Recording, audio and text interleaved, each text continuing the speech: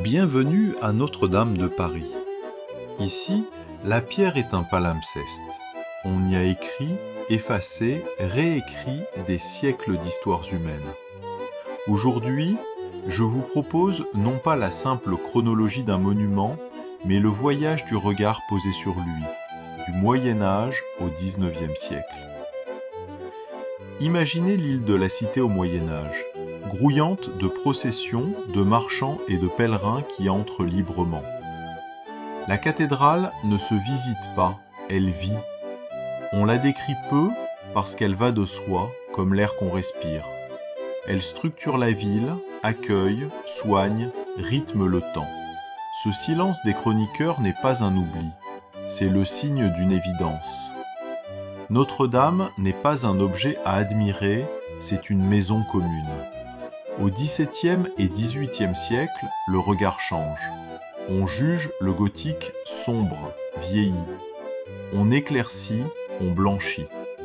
Le chœur est rénové, les vitraux médiévaux remplacés par du verre blanc, l'ancienne flèche disparaît. Beaucoup d'élites du Grand Tour passent sans s'arrêter.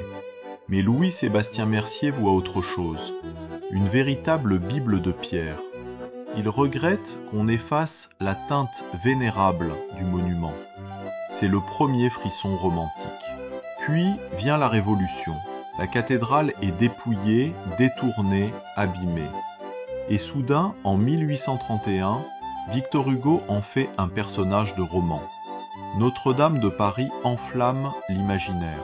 Le public redécouvre la beauté gothique et réclame qu'on sauve l'Église. De la fiction naît une mobilisation bien réelle.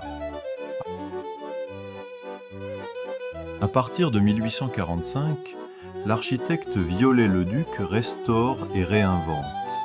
Il dresse une nouvelle flèche, recrée une grammaire gothique, ajoute les célèbres chimères. Elles ne sont pas médiévales, mais elles fixent sur la pierre l'imaginaire romantique. Le passé est restitué et parfois idéalisé. Au XIXe siècle, avec le rail et les expositions universelles, surgit le tourisme de masse.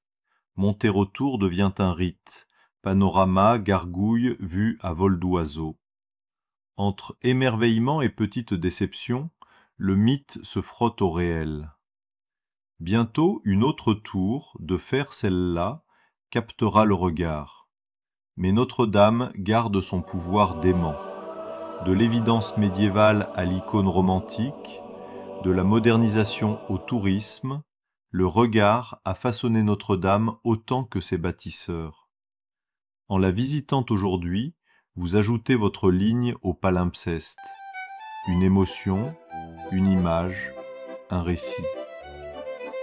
Le monument renaît, encore et toujours, parce que ses visiteurs le racontent.